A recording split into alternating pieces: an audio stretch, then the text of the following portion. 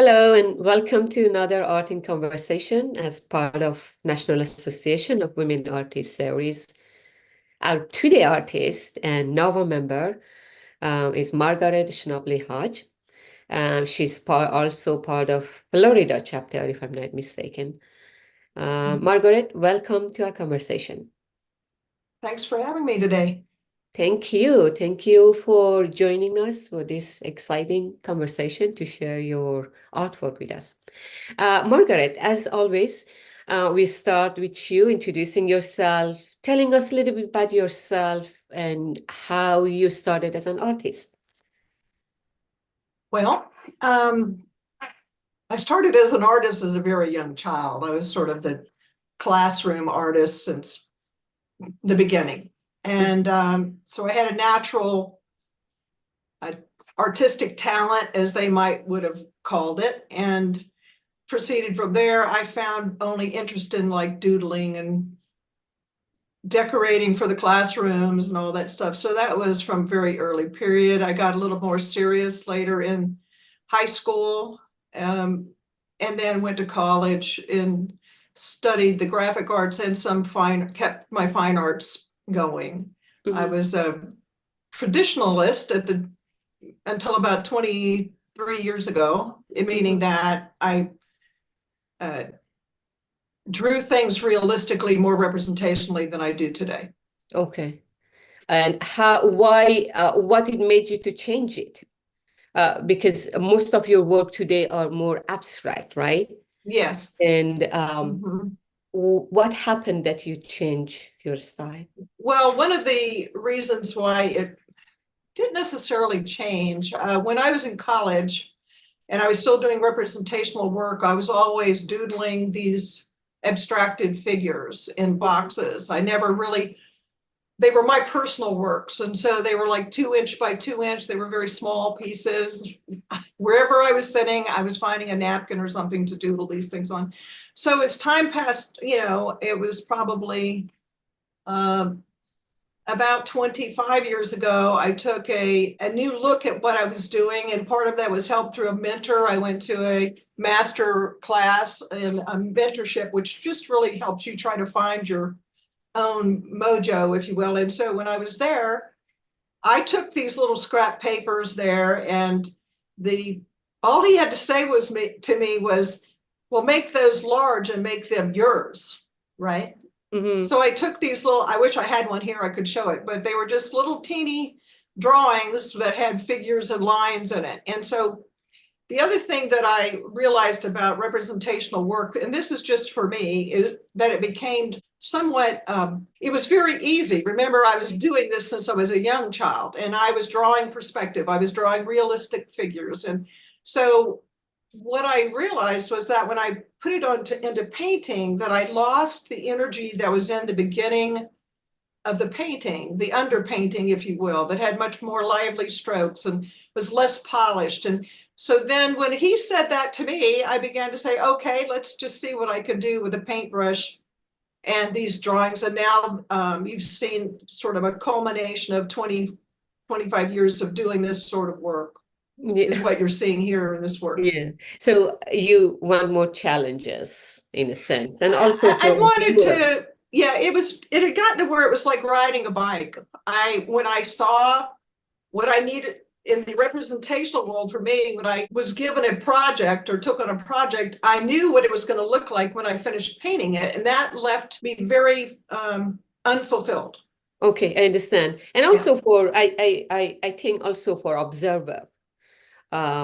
So this type of art create more challenging because they have to figure out, they have to closely, and they have to investigate in a sense. Correct. To discover all the layers. Correct. Yeah. Which is each one has their own beauty, right? Each style has its own beauty. Absolutely. Absolutely. All right, so let's see some of your work.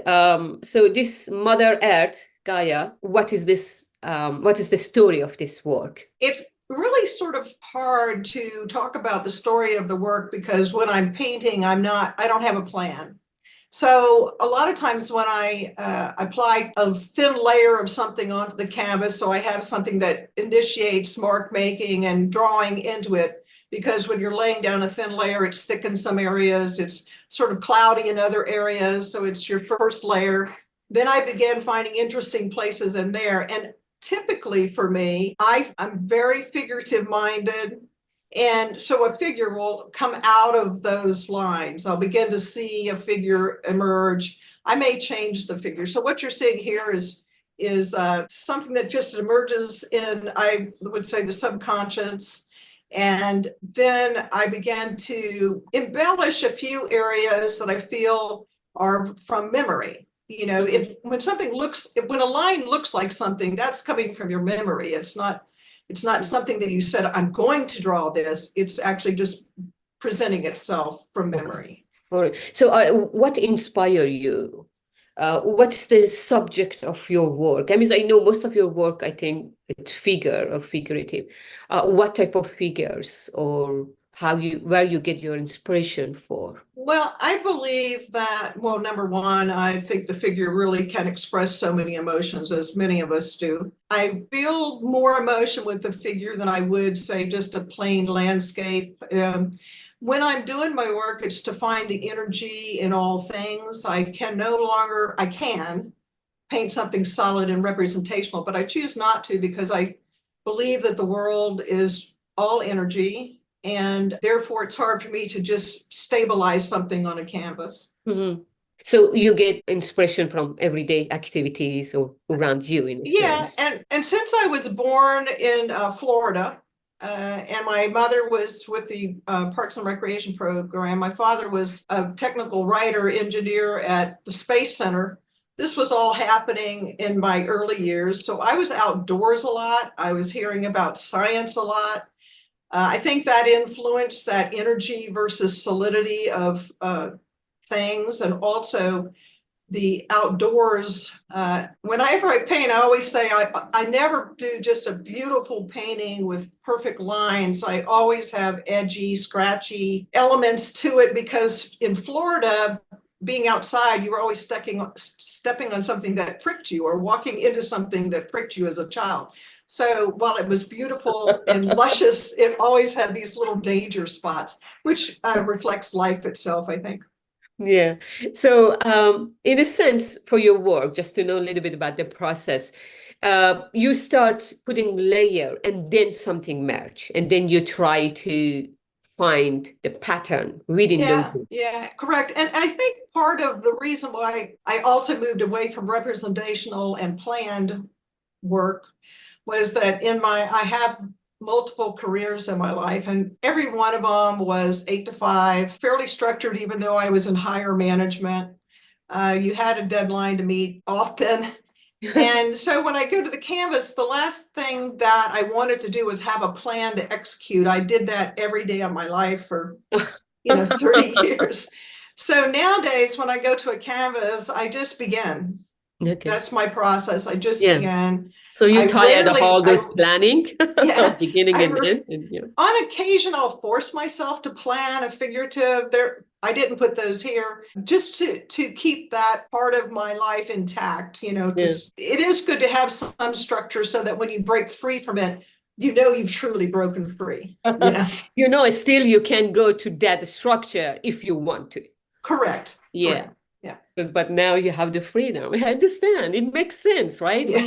For so many years, and time management, and you want something not to be obligated to that. So it makes sense.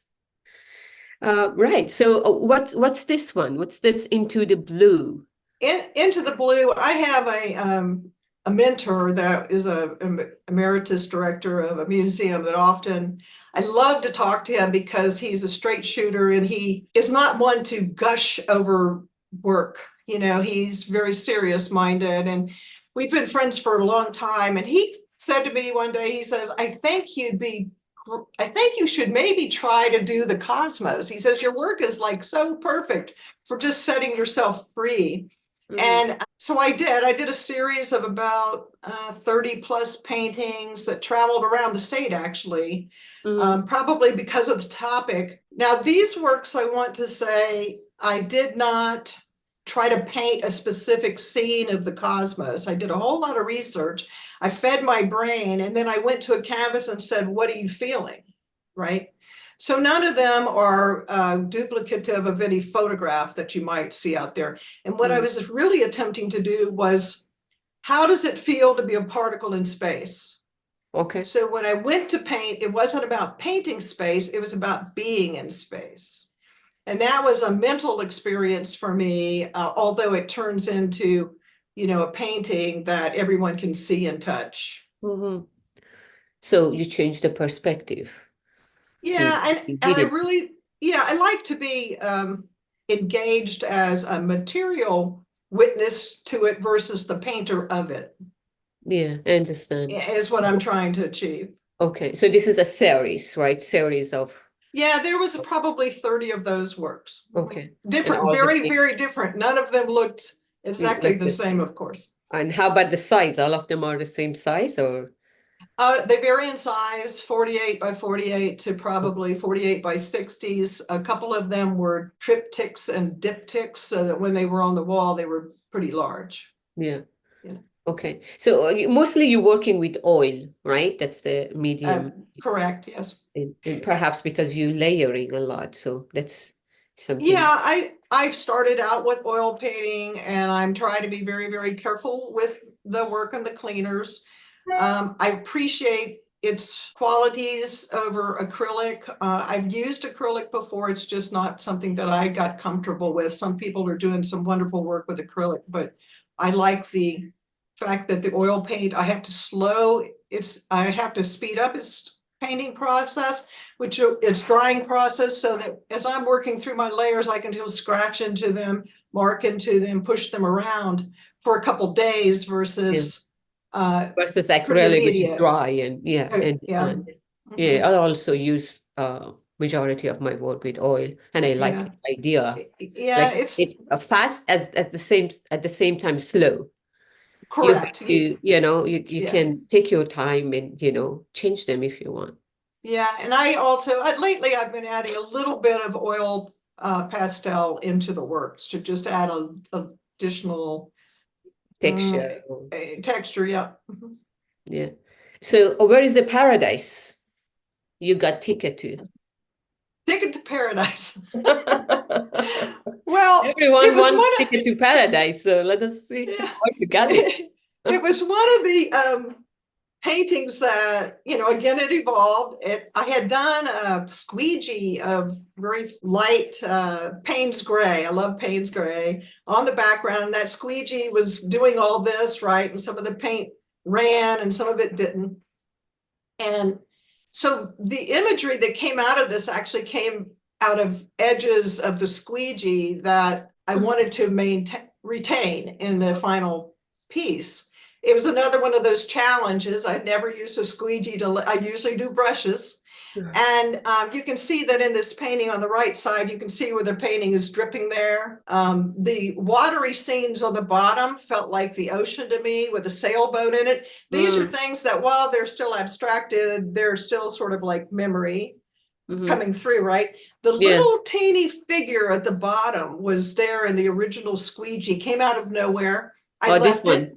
Yeah, I left it. It was figurative to me. And I said, it looks like somebody looking out over their experiences. So then it came up into it is a perfect figures, actually. So it worked for me. And then when I was going up through there, I found this mouth and chin. And I said, well, there's nothing wrong with having a mouth and chin there. And so this evolved out of all these little different strokes of this squeegee, right? And enhancing the squares and adding these other figures. As you go up above the head, you can see figures there. To the right of those, it feels sort of like dystopian in that section of this painting, across right to left to right. And then above that, I think many people have a belief in something better than where we are, or a blending of the two. And so as we go through our challenges, and you could just say philosophically, in order to enjoy beauty and love and life, you have to know the other side, which is a little bit more dystopian. It's a little bit more suffering, the human suffering. And then above that, you have this golden light, and it can be anything you want it to be. Yeah, the hope, the hope for something better, better. Correct. That could be the definition of our paradise. And often I think of my day like that, right? I start my day on a beautiful ocean scene. I get into the business of life. It's a little bit more, it's not as dark as that maybe, but it can be. And then I find a good book to read, and I find the golden light at the top. So it doesn't have to be anything other than that. Yeah, it could be just your imagination, you know. So that's the ticket to your paradise. Right. Beautiful paradise. Thank you. Have to get a ticket to paradise too. Yeah. I was seeking that yesterday. I was intrigued with this series, and I was really curious to know about them, because I saw your website also you have quite few, and want to know how. Yeah, this came from, I believe, I was painting a lot. Later on, you see the large hair I did in my backyard. When you're painting, I think all artists have to have a diversion.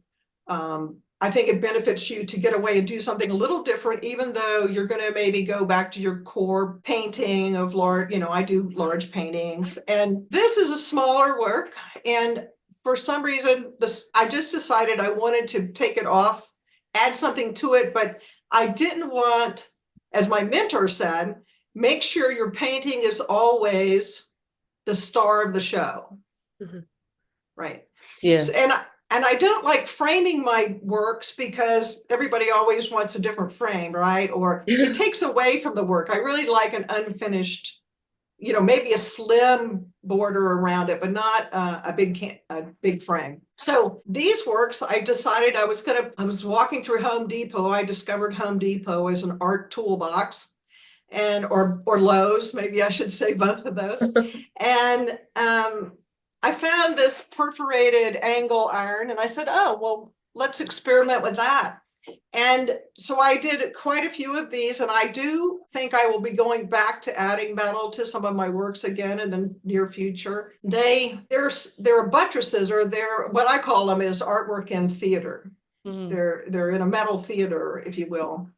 And these works were, again, I'm talking about the figure and the human suffering, the human condition of having to deal with angst, not so much. And the other one, it's a little more placid. The female figure is walking through some darkness and coming into the light. And the other two, where she's singing, and it's called Equilibrium. And I started using these weights. But the story about the metal is, I got to tell this part of it. I didn't want to do a structure. I think the engineering in my dad was calling me, but I didn't want to design a structure again. I didn't want to make a plan for the structure. So what I got was this really cool tool that would pop the metal. Well, I'm painting, right? And I say, all right, I need a piece of metal this large, or this large. And I could take that tool and I could just go, okay, this large, pop it. And I'm done. I don't have to measure out a structure, or if it's going to stand up. I build the structure. I don't have that picture here, but there's actually a big one called Observation Tower. That is it in your website? It's on the website, but it's going to be hard for you to maybe find it. Oh, okay. Yeah, because I'm not sure I could direct you to it right this moment. Yeah. Okay. Anyway, let's not go out into that. Yeah. That Okay. could be a disaster. Yeah. But because I saw more of this type of work in your website. So right. Maybe you can find it. Maybe they could go out and visit the website and see it. But so a lot of people, when they found the pieces engaging, this particular work won that NAWA award last year at the annual exhibit. But they found it, and men found it really interesting, because the first thing they said was Tonka toys. Okay. They wanted my bridge on the double piece. They wanted the pieces to fly up. I mean, how things happen when they're looking. Yeah. But I thought it was great because it was bringing back a memory of something. They were also enjoying both sides of the way these things might function. They started thinking creatively of, okay. I'm not trying to make them function. Yeah, I mean, what are these things? Are these kind of beads or The Those stones are hanging? actually fisherman Oh, weights, oh, okay. you know. That's why men like it. Yeah, Like fishing. well, I don't know if a lot of people have liked this piece, and and you could call it the lure, right? Because you have a figure there that's somewhat unclothed, but I called it equilibrium because I think women are often trying to find their balance between work, life, play. Yeah. So I saw it as more of that. Wow, very interesting. I'm wondering, are they canvas coming out or you somehow secure it in this? How It, you it's secure? it's screwed into Oh, there. it's two, okay, But from the yeah, top and bottom. right. Yeah. And It, that goes with this, the other two, which is you use, they're right. not standing, right? They can just stand it. It just stands. I thought I started falling in love with the way things open and shut. I've loved old chairs. I've loved old cameras. And so when I was doing these, I began to get interested in how all the little clamps and crimps that you can buy and make, and how do you add the strapping to make it look interesting, right? And so Mm. to me, this looked like one of those high cable bridges, right? Where it's Uh-huh. coming down, and here's this figure living on both sides. Is that the spirit beyond us reaching down to save it, or is it, or is it a bomb on the other side and they're trying to get away from it? Where these come from, I don't know. I'm really not a tormented person. Uh, but I do believe that we've all experienced, problems in our life, and we seek for a light, a better way out, and that's really what these works are trying to describe. But I like the idea of bridge. This is, I don't know how it came to your mind to create this structure, but it really makes sense, some problem, always looking for a bridge for what is on the other side, or, Right, you know, right. that's how to cross this problem. Yeah. I always like that quote out there that basically you have to sweep into the dark corners to find the light. The And light. I live my life that way, actually. I fearlessly step into the dark thing that's bothering me and try to address it right away instead of let it eat at me for a Yeah, long period of let it time. see. Yeah, that's true, true. Very, very touching and very actually interesting concept overall. Yeah. Okay. So this passing those beautiful installation, which is I should call them installation, right? The Well, some people call them, I call them sort of a mixed media piece, but sculptural is a little bit out of the context too. So but yeah, right. It could be like, at least because you use a lot of different media and tools, so it could be sculpture too. right. Categories in that. Okay, let's follow the wind and see what takes us. So what Coastal winds, coastal winds? coastal winds. Um, I've painted several, really what I call, this is to me a very beautiful, lush painting. I rarely say that about my work. I'm not one to gushy over it. I often look at my work and say, did you do that? I don't remember True, that. right? You When know, time passes, this is the question, you know, yeah. Yeah. So you something, sort of leave your body, right, while you're painting, yeah. and you How wake I up on did the other that, side. how I did that. Yeah. Yeah. Yeah. Where did I come from? What were you thinking? But I try to stop worrying about what I was thinking. And so this one, again, came from the thin layer underneath it, evolved over time. I generally I don't try to do quick paintings. I may be working on 3 or 4 at the same time, and they'll sit there for a month. And I, like many artists, will go back to something 2 years later and see something I want to change. If it happens to be sitting in my studio, free game. Yeah. And but this one seemed to come together pretty nicely for me. And I left it. It felt like the coastal winds. We have hurricanes down here. Mhm. The golden and brown colors are reflective of Florida. It has muted greens. It's not a lush green state like many are, unless you're on a golf course, maybe. And I rarely go there. But so that's all I can really say about this. I was satisfied. I must have been feeling fairly pleasant that day. Yeah. And but you could say I also have angst in that work. Yeah. And you have so many things. You have birds and you have I don't know, things that flying. Yeah, Seems like really you cool. can find. I invite everyone to find an image that they, whatever they feel. I'm not trying to get them to feel anything. Yeah. I felt coastal winds. Yes, that object in the front foreground is definitely flying, and when you're in a hurricane, that may be reflective of a hurricane to me. Yeah. I think Okay. more than anything, even though they're rarely golden. Yeah. It's like chaotic at the same Yeah, time, yeah. you know. Yeah, it makes sense. All right. And then the forest. Uh, Forest Cache is again much more of a memory piece. The underpainting on this actually, you can you can see multitude of things in there. I see people staring at this painting for a very long time when they see it in an exhibit.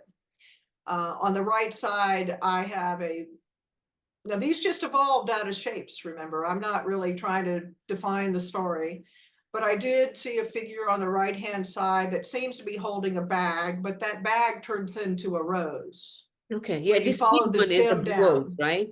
Right. Yeah.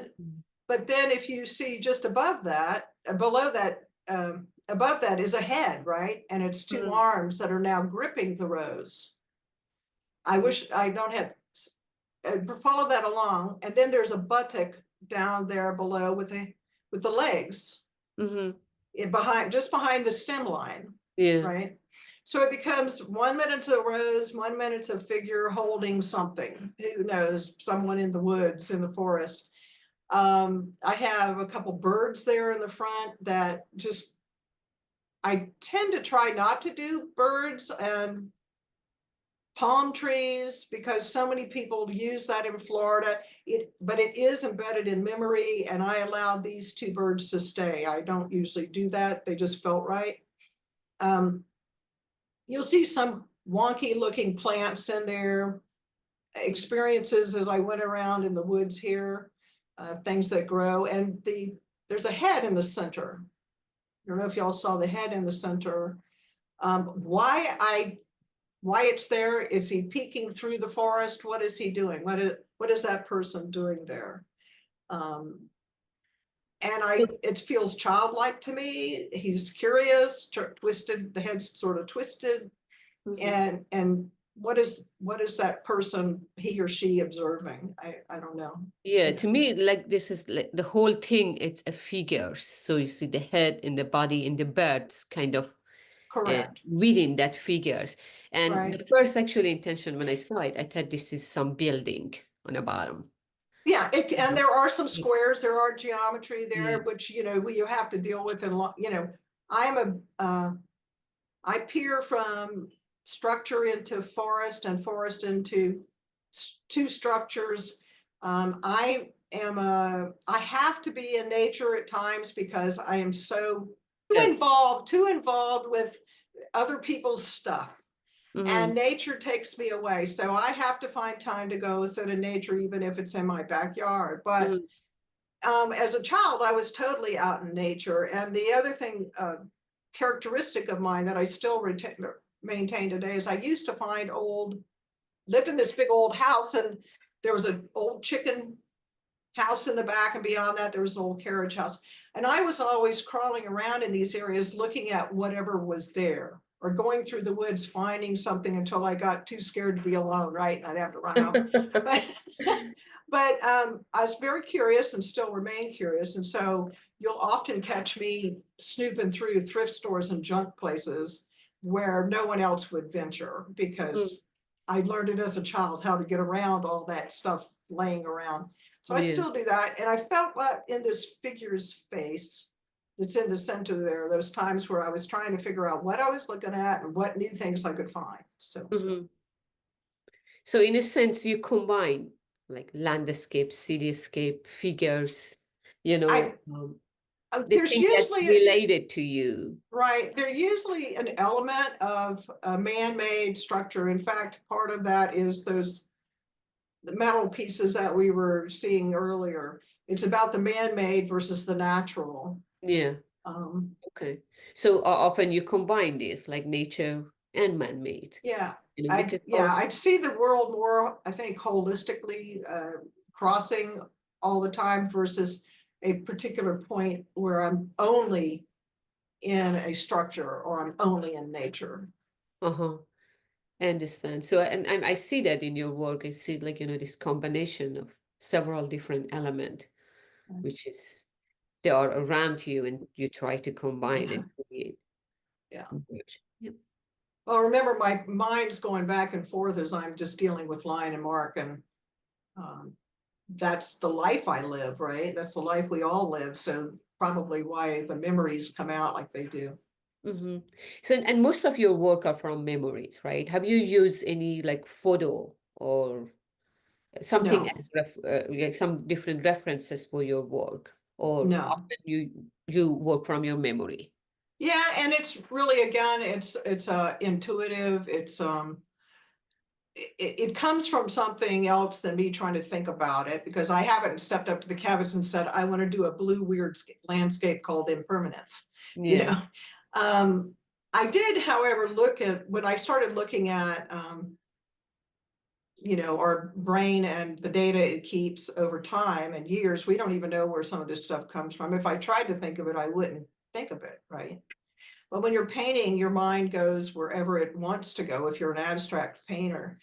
In this particular painting, after I kept looking, I said, what are you doing? This is like a little different. And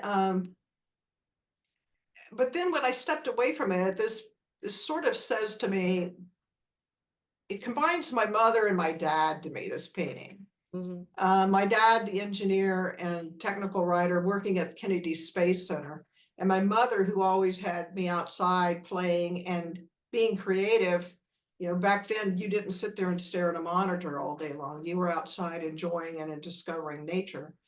So the bottom part of this, up to through that, a lot of it is natural. You're looking at that, it's watery, Yeah. it's got clouds. The cloud sort of turns into an industrial building. Over to the left side, I have this thing shooting up, which is like a rocket, very much something that would have come from my memory. These little square widgets, is that the digital age coming into my thoughts? I'm not sure what those little, at the top and to the right. And in the center, there's sort of this red sun rising or something back there. So while I don't typically try to evaluate a painting or what's in it, the only time I can evaluate it is when I'm done with it, right? Because Exactly. I Yeah. didn't think So I about mean, it in the one thing beginning. I see in your work, I see the rough edge of industrial and engineer, which is that's from probably you inherited, and the soft edges of nature, so which is you combine the soft edge of nature and rough edge of industrial and engineer. Yeah, the organic. Yeah. Yeah, so I see this combination of your work and how like you blend and merge these two together. Yeah, and one of the other things that I know, this might sound weird, but maybe not. I set out for my work to never be, I want it to be moving for someone, but I don't want it to be the thing that you say is that's beautiful. Yeah, I want you to say something other than isn't that pretty? yeah, I think life is beautiful, but I don't necessarily think it's always pretty. So, yeah. so that's just sort of my philosophy coming out of these works. Hmm. I like challenging. I like challenging work. Some Yeah, work you see and it's okay, oh yeah, it's like you rather know than what it's saying. yeah, but I like the work that you look and you have to relook and relook and relook, Mhm. and they don't get like just a beautiful painting. They become a discovery. Right, right. Yeah. And I think that's your work remind me of a discovery center. You have Thank you. fun. I appreciate that. Yeah. Okay, well, this is just a drift, and I think it was a paint. Again, it was started with nothing and became this. And I see a figurative head I left in the top right corner, top right sort of center. And I call it a drift because it's the colors of the Florida woods and the golden light again on the figure. And you can float when you're somewhere wonderful that you are experiencing. look at this mass darkness here, which is a bit more industrial and rough edges and with blend of gold and blue, which you can sit and discover it for a longer time. And more about life. And is this a figures within this work? Yeah, it's a figure. You can see the hand in the pink section. There's a head behind it. The figure is flowing with the breast shape. Again, where this came from, I have no clue. Do you start with color or do you start with shape? I usually start with a different thin layer again. It's either Payne's gray, sienna, brown of some sort, and then I apply colors on top of it. Do you have a concept in your mind, or it's something come like, okay, so that today I want to start, for example, with purple? This one actually just, they always just come. I'm not making a plan. I don't even have a concept. That was actually being done when I was doing the Cosmos series, where I was making sure the figure was eliminated from those. This one just felt right and I had to do it. Now it's not really a Cosmos series, but yet it is, Okay. I can't really explain this one yet. Yeah.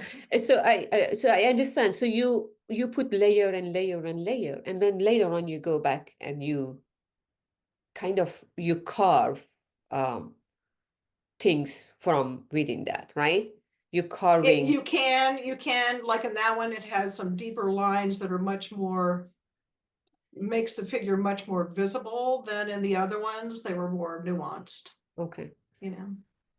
All right. So let's finish with this installation, which is a mix, like a sculpture work of you. What is this sculpture? This is the hare. Okay. As in not to be a bunny rabbit. Hares live in the fields, open areas. A bunny rabbit lives in the hole in the ground. Yeah. The reason why I did ponder, he's in my backyard. He's visible I live on a pretty busy street that's right off a main thoroughfare, and they use my street to go to a lot of the restaurants and businesses. I was on the arts district board of my city, and they were trying to do more arts in the community. I have this big long backyard that people drive by, and I said, okay, why don't I do something there? And this big, huge hare came to mind. I did a lot of research, had to find someone who knew how. This is all a sand clay structure on the bottom. It's not metal. The head is metal. The feet are metal. You got little feet so that the little pads still stick out when we trim it up. I did it because I think it's important that artists find some way to engage their community and be helpful to their community. And this was, it didn't cost me, well, it wasn't inexpensive.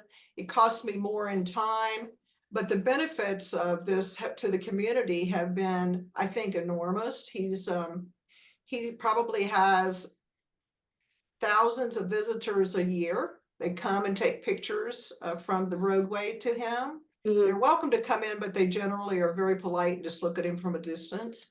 And so I think that's the reason why I wanted to close with this. I wanted people to understand, and including my neighbors, that you can do something in your yard that's unique, that takes very little time to take care of. I mean, he's basically out of minima. I trim the minima every 3 months or so to keep his shape. And the head is made out of metal lathe, your typical landscape crystal, those big red mirror balls or his eyeballs. Took me couple months to figure it out and get it done. I had a person come in and drop the clay for me, and then I sculptured it. I had already been building the head inside my garage. And so he's actually lived through since 2018, all the hurricanes that we've had in Florida. I've never had to remove his head once. Wow, very interesting. Very interesting. Yeah. Wow, so So that it's was sort of the living, reason why right? I closed with that, Yeah. And that's a good piece to close by, something everybody can see rather than a Mhm. painting you have to go to gallery, to some space to say this is free Yeah, for everybody to come and yeah. enjoy. Thank you very much, Margaret. And I had one of the best conversation and I really enjoy and I really learn from your work. Again, your work are beautiful and, challenging and which I love challenge and I love to discover. Yeah. And there is some contact information for Margaret if anybody interested to reach out, plus her website, which is quite beautiful website, and um, they can reach out and see more of your work. Thank you very much, Margaret. I really appreciate our It was time. great being with you. I appreciate you having me today. Thank you. Bye.